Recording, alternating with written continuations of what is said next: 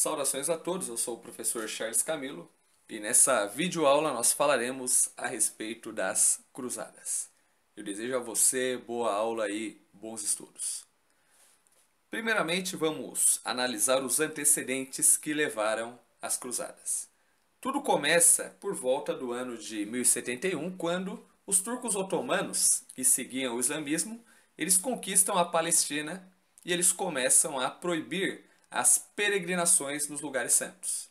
E não apenas isso, eles começam a perseguir e matar os peregrinos que percorriam ali os caminhos considerados sagrados.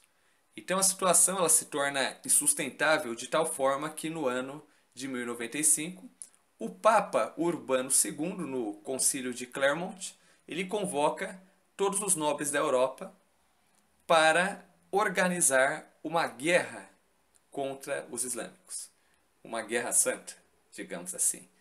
E essas expedições, com destino à Palestina, com o objetivo de libertar Jerusalém do domínio turco-otomano, ficou conhecido como as Cruzadas, pois o símbolo adotado por essas expedições foi a cruz. E as cruzadas, elas reuniam diversas pessoas, homens, mulheres, crianças, nobres, camponeses, ricos, pobres, civis e religiosos. E geralmente os nobres eles iam a cavalo e andavam, com armaduras, ostentando as suas armas. Só que a maioria da população, os pobres principalmente, eles iam caminhando a pé e sem armas. Dentre os motivos, que levaram à organização das cruzadas, nós podemos enumerar os seguintes. O primeiro motivo está ligado à esperança de se obter a salvação eterna, pois lá dentro do Concílio de Clermont, o Papa Urbano II, ele havia concedido uma indulgência para todos os homens que forem lá na Palestina e combatessem em nome da Igreja Católica. Outro ponto, nós podemos mencionar o desejo de melhorar a vida, porque muitos nobres, eles eram segundos filhos de famílias nobres. Então, geralmente no universo medieval era assim, o filho primogênito herdava tudo, e para os demais filhos, o que restava era arrumar um bom casamento arranjado ou simplesmente seguir a vida religiosa.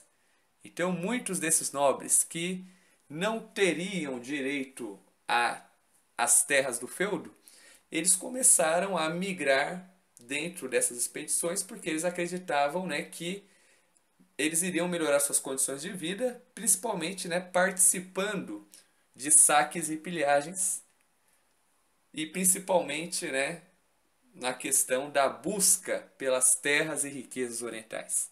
Outro ponto também que está ligado aos motivos da organização das cruzadas é o aumento do comércio com o Oriente. Então existia essa necessidade, de fortalecer os laços comerciais entre Oriente e Ocidente. A primeira cruzada, que nós chamamos em si, de cruzada popular, porque geralmente nós tivemos duas expedições desse curto intervalo. A primeira cruzada ela foi de 1095 a 1099. Então, consideravelmente, ela foi popular no sentido de que ela foi organizada, principalmente por pessoas, muitas delas ligadas à religião, tanto que um dos participantes dessa primeira cruzada, na parte popular, foi Pedro o Eremita, que era um pregador popular e convocou praticamente toda a população pobre. Só que a diferença, era que esses pobres que foram lá na primeira cruzada, que partiram antes do Papa convocar, consideravelmente foram quase que dizimados pelos turco-otomanos. Só que logo depois, a cruzada militarizada, ela chega à Palestina e ela consegue, conquistar Jerusalém, toda ali a região da Palestina. E nessas regiões foram organizadas sociedades feudais, foram estabelecidos feudos. Ao todo foram organizadas cerca de 8 cruzadas. A primeira cruzada, conforme já mencionei para vocês, de 1096 a 1099, que foi uma cruzada popular. A segunda cruzada, que foi de 1147 a 1149, que foi caracterizada pela tomada de Jerusalém pelas tropas cruzadas. A terceira, de 1189 a 1192, na qual os nobres europeus foram derrotados em Jerusalém. A quarta, de 1202 a 1204, que ficou conhecida como Cruzada dos Comerciantes, que o objetivo dela simplesmente foi saquear as áreas próximas ali do Império Bizantino. A quinta cruzada, de 1217 a 1221, mais uma organização praticamente mal sucedida, tanto que nessa quinta cruzada, novamente, o exército cristão é derrotado em Jerusalém. Já na sexta cruzada, realizada em 1228, ocorreu a liberação dos lugares santos. Então, ou seja, o governante ali das áreas ligadas ao Império Turco Otomano, o sultão Saladino, ele permitiu que os cristãos pudessem visitar os lugares santos. Só que é lógico que o controle ficaria para os turco-otomanos. Já a sétima cruzada, que foi entre 1248 a 1254, ela foi caracterizada pelo cativeiro do rei francês Luís IX.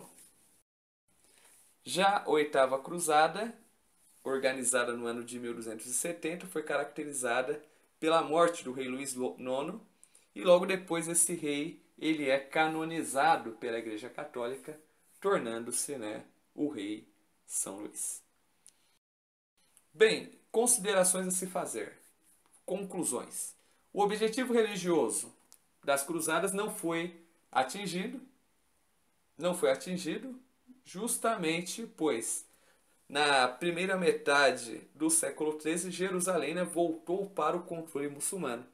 Só que, praticamente, nós podemos mencionar inúmeras mudanças que ocorreram dentro da Europa por conta das cruzadas. Dentre elas, nós podemos mencionar o aumento do comércio entre Oriente e Ocidente, algo que estava praticamente, como eu posso dizer assim, adormecido por conta do feudalismo europeu. Ampliação no comércio de especiarias no Mediterrâneo. Então, por conta do feudalismo europeu, a economia ela estava meio que isolada, praticamente. Enfraquecimento da nobreza guerreira. Então, consideravelmente, com o fim das cruzadas, praticamente surgem grandes contingentes de nobres que formaram, assim, praticamente companhias, os chamados cavaleiros andantes, que perambulavam de reino em reino, fazendo justiça com as próprias mãos. Outro ponto que nós podemos mencionar também é que, com a intensificação do comércio de curta e de longa distância, as cidades e os comerciantes europeus eles começaram a prosperar. E com isso, consideravelmente, podemos dizer que ocorre o ressurgimento das cidades e do comércio. Outro ponto também importante, conforme eu já disse, a nobreza guerreira ela começa a perder a força que tinha. E assim, consideravelmente, o feudalismo ele começa a entrar em decadência por conta do ressurgimento das cidades e do comércio, que por sua vez, anos mais tarde, dará origem a uma nova etapa na história mundial, que é a etapa do capitalismo. Eu espero que vocês tenham sanado suas principais dúvidas dentro dessa aula que consiste em um resumo sobre o feudalismo. Desejo boa sorte para vocês dentro do estudo e até o próximo episódio.